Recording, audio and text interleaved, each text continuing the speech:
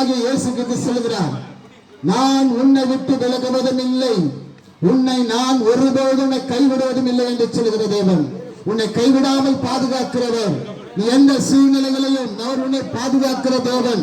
அவர் சொல்லுகிறார், வருத்தப்பட்டு பாரம் சுமக்கிறவர்களே நீங்கள் எல்லோரும் என்னிடத்தில் வாருங்கள், நான் உங்களுக்கு ஒரு நல்ல இளைப்பாறுதல் தருவேன் என்று சொல்லப்படுகிறது.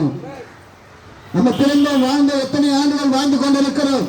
நம்ம வாழ்க்கையில குடும்பத்திலே சமாதானம் இருக்கா? சந்தோஷம் இருக்கா?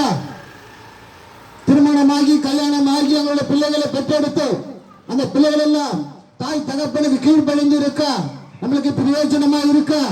சற்று சிந்தித்து பாருங்கள். ஆண்டவருடைய வார்த்தை நம்மளுக்கு ஜீவனுள்ள வார்த்தை. அவர் சொல்லுகிறார், நான் உனக்கு என்னுடைய சமாதானத்தை வைத்து போகிறேன். உலகம் தருகிற சமாதானம் அல்ல, நான் தரும் சமாதானம் உங்களுடைய வாழ்க்கையிலும் உங்கள் குடும்பத்திலும் உங்கள் வேலை ஸ்தலத்திலும் உங்கள் போக்கிலும் உங்கள் வரத்திலும் என்னுடைய சமாதானத்தின் உடன்படிக்கை உங்களோடு கூட வரும் என்று சொல்லப்படுகிறது. இன்றைக்கு உங்களுக்கு சமாதானம் வேண்டுமா? சந்தோஷம் வேண்டுமா? விடுதலை வேண்டுமா? இன்றைக்கு இயேசுவை நோக்கி, இயேசுவே இயேசுவே என்னிடத்தில் வாரும். அவன் நீ எங்கே இருந்து நீ கூப்பிட்டாலும், நீ புழுதில நின்று கூப்பிட்டாலும், கோபுரத்தில் நின்று கூப்பிட்டாலும் அவர் உனக்கு சமீபமாயிருப்பார். உன் வலது பக்கத்தில் அவர் இருப்பார். உன் பாவம் என்ன? ஐயோ, நான் இத்தனை வருஷங்கள பாவத்துல வாழ்ந்துட்டேனே, எனக்குள்ள இவ்வளவு பாவம் இருக்கு, இந்த பாவத்துல எனக்கு யார் விடுதலை கொடுப்பார்? இந்த பாவத்துல இந்த சாபம் என் உற்றார் உறவினர் அக்கம் பக்கம் வீடுகளில் சபித்த சாபங்கள் எனக்கு இவ்வளவாய் வந்து சேர்கிறது, என்னை யார் விடுதலை தருவார் என்று. உலகத்தில் ஒரே தெய்வம் இயேசு ஒருவர் தான். உன் பாவத்தை விடுவிக்கிறவர், உன் சாபத்திலிருந்து விடுதலை தருகிறவர். 20 வருஷமா எனக்கு வியாதி இருக்கிறது என்று நினைக்கலாம். 30 வருஷமா எனக்கு வியாதி இருக்கிறது, இந்த வியாதியிலிருந்து எனக்கு யார் சுகம் கொடுப்பார்? இத்தனை வருஷமா நான் மாத்திரை மருந்து சாப்பிடுறேன், இந்த வியாதியிலிருந்து எனக்கு சுகம் கிடைக்கல. இப்படியா நீங்கள் எண்ணிக்கொண்டிருக்கலாம். ஆனால் ஒரு மாத்திரை மருந்து கூட உன்னை தொடாத அளவுக்கு அவர் உனக்கு நல்ல ஒரு வைத்தியராய் இருக்கிறார். பரம வைத்தியரா உனக்கு இருக்கிறார்.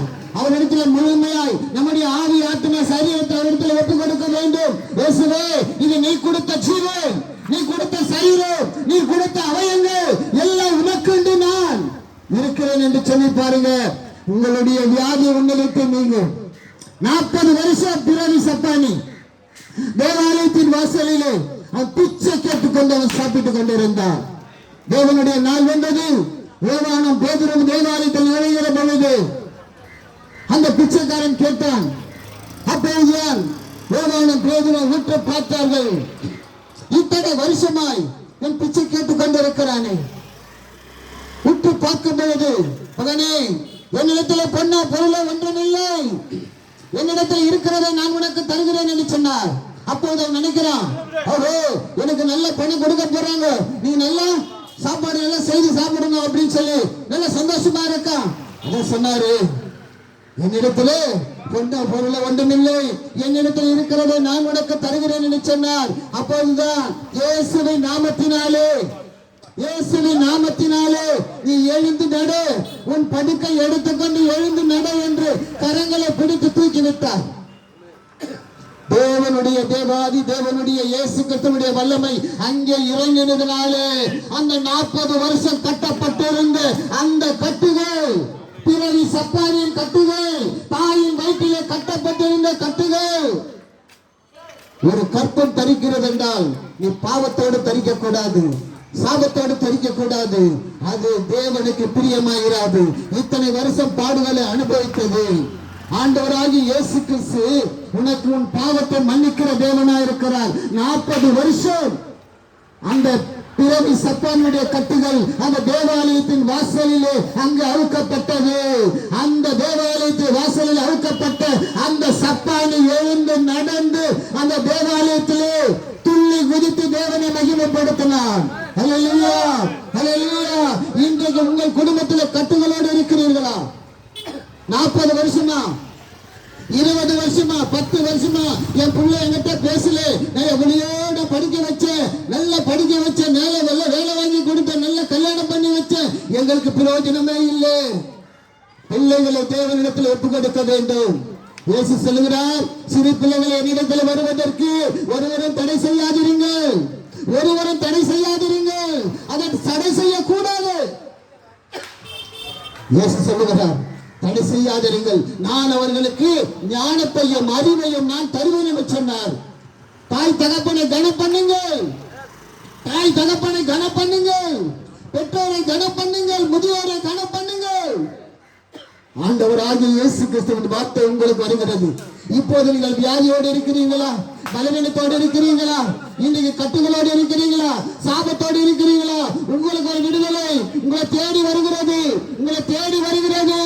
இயேசுவே இருதயத்தில் இருக்கிறத சொல்லுங்க, இயேசு என் வீட்டையும் என் குடும்பத்தையும் அவர் நிறைவேற்றி என்னை ஆசீர்வதிக்கணும். இன்றைக்கு நான் இயேசுவை முழு இதயத்தோடு ஒப்பு கொடுக்கிறேன். இன்னைக்கு நீங்க ஒப்பு கொடுப்பீங்களா? இயேசுவிடத்துல வாங்க. இயேசு உங்களுக்கு மிக சமீபமாய் இருக்கிறார். அவர் உங்களை ஆசீர்வதிக்க வல்லவராய் இருக்கிறார், உங்களுக்கு போதுமானவராய் இருக்கிறார். என் குடும்பத்துல வருமானமே இல்லையே, கடன் பிரச்சனையோடு இருக்கிறேனே, 50,000 ரூபாய் கடை இருக்குது, 2 வருஷமா நான் வட்டி கட்டிட்டு வரேன், இந்த கடத்தை யார் கொடுப்பா என்று இயேசுவிடத்துல கேளுங்க, இயேசுவிடத்துல கேளுங்க. அவர் உங்கள் சம்பூர்ணமான ஆசீர்வாதத்தை கொடுப்பார். அவரை நோக்கி பார்த்த முகங்கள் பிரகாசம் அடைந்திருக்கும். அவரை நோக்கி பாருங்க, இயேசுவை நோக்கி பாருங்க. உங்க வாழ்க்கையை ஒப்புக்கொடுங்க, உங்க குடும்பத்தை ஒப்புக்கொடுங்க, உங்க பிள்ளைங்களை ஒப்புக்கொடுங்க, உங்க வீட்டை ஒப்புக்கொடுங்க. சகாய வீட்டுக்கு வந்த இயேசு உங்க வீட்டுக்கு வரட்டும். அவர் மாளிகை அல்ல, குப்பையா இருந்த குடிசையில வருவார். அவர் குடிசையில வருவார், உங்களோடு கூட சாப்பிடுவார். இந்த ஆகாரம் இல்லையே, வெறும் பாத்திரமா இருக்கு பாருங்க, எண்ணெய் இல்லை, மாவு இல்லை, எதுவுமே இல்லை, வெறும் பாத்திரமா இருக்கு.